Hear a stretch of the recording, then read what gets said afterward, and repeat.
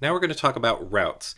And just to make a clear distinction between our previous topic and what we are discussing when we talk about routes, let's take a moment to consider the full life cycle of a request, an HTTP request, and the different systems or different pieces of the tech stack that it needs to interact with before finally getting to the point where some kind of response is sent back to the client.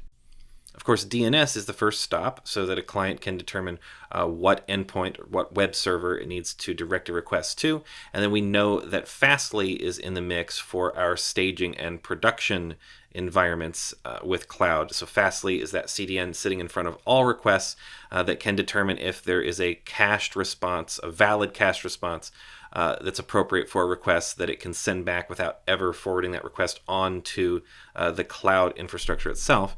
And then once a request is determined to be directed onto the cloud infrastructure, that's where routes come into play. The subject that we're going to be discussing in this